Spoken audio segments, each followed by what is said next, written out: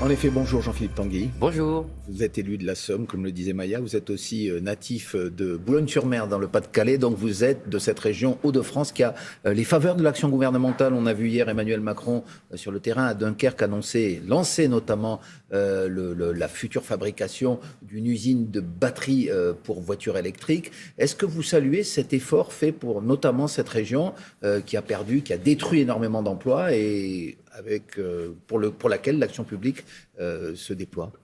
Oui, nous sommes les Hauts-de-France, leur Pas-de-Calais et la Picardie sont des grandes régions industrielles. Les compétences sont toujours là, les talents sont toujours là. Donc c'est normal que ce soit cette région qui profite en premier lieu de la réindustrialisation. Vous savez que Marine Le Pen, depuis 10 ans, était la grande promotrice d'une politique qui relance nos filières nationales. Donc moi, je prends tout ce qui est bon. Je ne suis jamais pour la politique du pire, mais c'est très insuffisant. Moi, j'étais encore... Qu'est-ce que vous feriez de plus si vous étiez aux affaires? Il faut aujourd'hui se concentrer sur, si vous voulez, des paquebots, des projets très visibles, mais derrière, il n'y a pas de filière d'ensemble pour porter l'industrie. L'industrie, c'est pas seulement un produit final, c'est toute une filière. Aujourd'hui, les filières sont encore très affaiblies. Moi, je vois dans la Somme, par exemple, j'étais à la rencontre d'un agriculteur qui n'arrive pas à transformer la laine, car il n'y a plus de transformation de la laine en France. Donc, il faut tout reconstruire, pas seulement certaines filières. J'ajoute que M. Macron fait beaucoup de politique, mais cette année aussi, malheureusement, nous avons perdu 130 entreprises stratégiques. Le gouvernement, M. Le Maire, a laissé acheter par les Américains notamment 130 industries stratégiques. Les crédits d'impôt pour l'industrie verte, pour favoriser ce type d'implantation,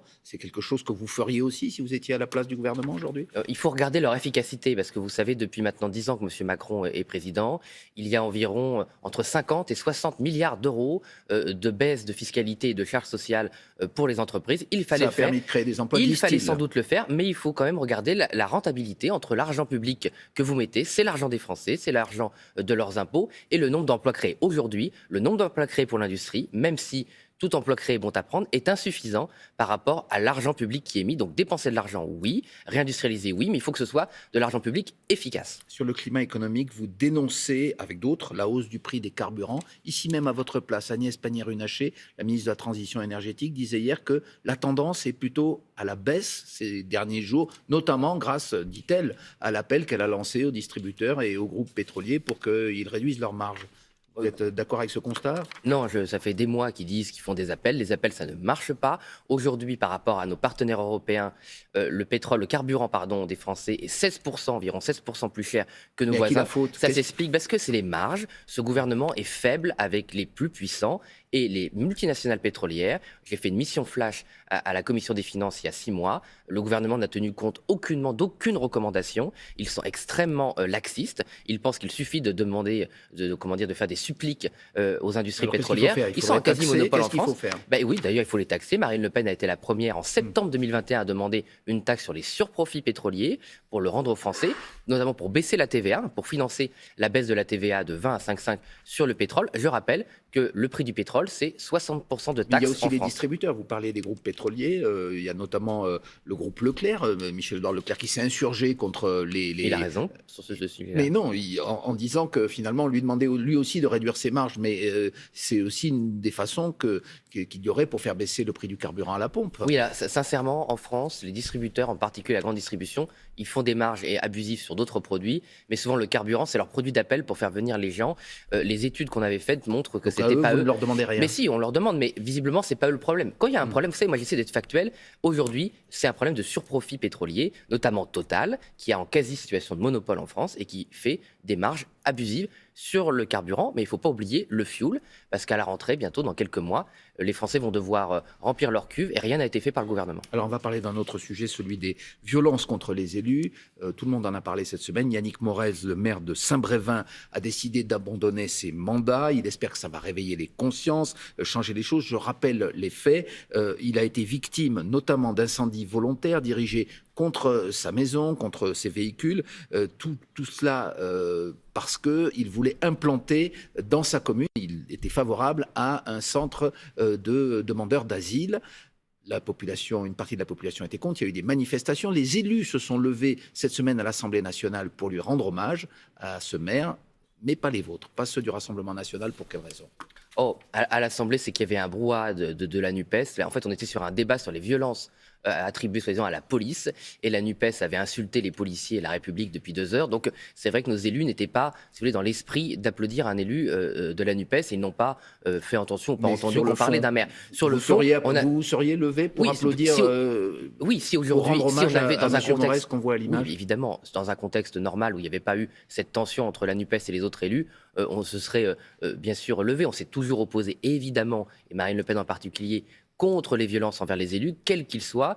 C'est absolument inacceptable. Mais je rappelle que ce maire a démissionné parce que l'incendie a eu lieu le 22 mars et que depuis le 22 mars, ni le gouvernement, ni les autorités locales, personne n'est venu au secours moral et politique de ce maire, qui a été littéralement abandonné. Ce secours moral, il en avait aussi besoin parce qu'il y a eu dans sa commune des manifestations organisées par des sympathisants aussi de votre parti contre, je le rappelle, ce projet d'implantation d'un centre pour demandeurs d'asile. Donc il y avait aussi des gens qui vous soutiennent, qui dénonçaient ce maire. Mais et ça, c'est la raison pour laquelle il a... Ça, c'est sans doute possible, mais il y a 2 choses différentes. Il y a le fait de s'opposer, tout le monde, tout citoyen a le droit de s'opposer à un projet contre lequel il est. Jusqu'à quel point? Et justement, quand, à partir de janvier 2000 dernier, quand ça a commencé à dériver, notamment quand il y a eu des groupuscules qui se sont infiltrés dans ces manifestations citoyennes, qui ont complètement dénaturé la nature de ce combat pacifique et citoyen, on a demandé à tous nos militants, à tous nos cadres, de se retirer de ces manifestations. On a été très clair. Après qu'il y ait des personnes qui vous pensez viennent... que vous avez été entendu? Vous avez été J'espère très que nous avons clair? attendu en tout Oui. cas. De toute façon, s'il y avait des militants qui étaient identifiés comme ayant participé à des manifestations et des groupuscules d'extrême droite, vous savez très bien qu'ils sont systématiquement sanctionnés. Mais j'ai aussi entendu hier, il y avait aussi des militants des Républicains. Voilà. Donc malheureusement, ça ne concerne pas, si ça nous concerne, ça concerne toutes les forces politiques. Et j'espère que toutes les forces politiques prendront les mêmes dispositions que nous. En tout cas, moi je réaffirme notre soutien à tous les maires qui effectivement, ici et ailleurs, malheureusement, font face à des violences et ils sont abandonnés. Même s'ils veulent construire chez eux ou s'ils soutiennent des centres de demandeurs d'asile dans leur commune, ils doivent pouvoir défendre leur position et aller jusqu'au bout de la légalité, parce que des fois, c'est décidé par les préfectures. Mais tout élu doit pouvoir défendre ses idées, y compris et surtout quand elles sont différentes des miennes et des nôtres. Et on doit pouvoir, nous, défendre nos idées pacifiquement. C'est la République. Et c'est pour ça, d'ailleurs, que nous, on soutient toujours les référendums locaux. C'est quand vous avez des situations de tension extrême sur le territoire, qui peuvent malheureusement mener à des situations de violence qui sont inacceptables, la parole, le fait de voter sur un projet, c'est toujours la meilleure des solutions. Ces éléments radicaux qu'on a pu voir dans ces manifestations, il y en a eu aussi, on s'en souvient, il y a une semaine à Paris, 500 personnes au moins qui ont défilé, certains cagoulés de noir, avec des croix celtiques. On revoit les images de cette manifestation qui ont choqué beaucoup de monde, notamment la Première ministre. Est-ce que elles vous ont choqué, ces images, cette manifestation? Ah oui, non, moi j'étais vraiment choqué. Le fait d'avoir des insignes néo-nazis en plein Paris, je ne comprends pas comment cette manifestation a pu être autorisée. Voilà, ce ne sont pas des patriotes. D'ailleurs, il n'y a aucun drapeau français. Ce sont des groupuscules d'extrême droite qui professent des idées qui ne peuvent mener qu'à la violence. Et c'est ça la différence, si vous voulez, entre ce qui est tolérable et intolérable. Ce qui est intolérable, ce sont des idées qui mènent à la haine et à la violence. Le courant néo-nazi, faut-il encore le dire au XXIe siècle, ne peut amener qu'à la sédition. Et pourtant, il y avait dans cette manifestation, vous le savez, on vous a déjà interrogé là-dessus, quand je dis vous, c'est collectivement, un ancien proche de Madame Le Pen, Axel Lousteau, qui a participé à certaines de ses campagnes, qui est très proche aussi de Frédéric Chatillon, membre du GUD, le groupe Union Défense, qui était en tête de pont de cette manifestation, qui sont des personnes qui ont accompagné Marine Le Pen. Est-ce qu'il n'y a pas là, quand même, vous n'êtes pas un petit peu sur une ligne de crête sur cette question?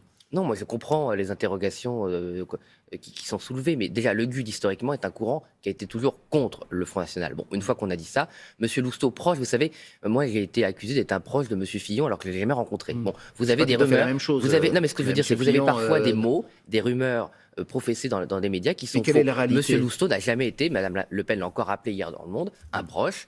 Il a été conseiller régional. Frédéric Chatillon. Je veux répondre à votre question parce qu'elle est importante. Il a été conseiller régional entre 2015 et 2021. À partir de 2017, le Front National s'est rendu compte à l'époque Front National, qu'il n'avait été insincère dans ses revendications d'avoir changé, d'avoir rompu avec ces personnes. Dès qu'on a vu qu'il était encore lié à ces personnes, il a été mis de côté, il n'a pas été réalisé. Aucun lien avec ces personnes-là aujourd'hui, entre Marine Le Pen et avec Frédéric Chatillon? Non, il n'y a pas de lien de proximité personnelle, ça c'est une rumeur médiatique. C'est une rumeur médiatique et vous approuvez, j'imagine, la décision de Gérald Darmanin d'interdire 5 rassemblements et manifestations. Absolument, toute manifestation qui peut être dangereuse, qui peut donner lieu à des violences ou à des appels à la haine, on n'a pas besoin de ça en ce moment en France. Allez, une toute dernière question, réponse rapide s'il vous plaît. La commission d'enquête parlementaire sur les ingérences étrangères. Vous la présidez, vous, Monsieur Tanguy. Elle va entendre Marine Le Pen dans les jours qui viennent.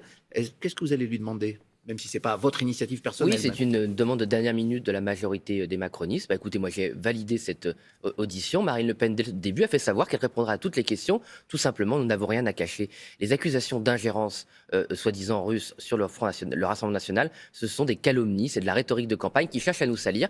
Et les Français se rendront compte, je crois, que c'était des mensonges, malheureusement, pour les manipuler, ce qui est vraiment très triste au XXIe siècle. Battons-nous sur les idées, sur les projets, et arrêtons de se calomnier entre nous. Merci beaucoup, Merci Jean-Philippe à vous. Tanguy, député Rassemblement national de Bon la Somme. week-end. Et c'est la suite de Télématin. Merci beaucoup à tous les deux.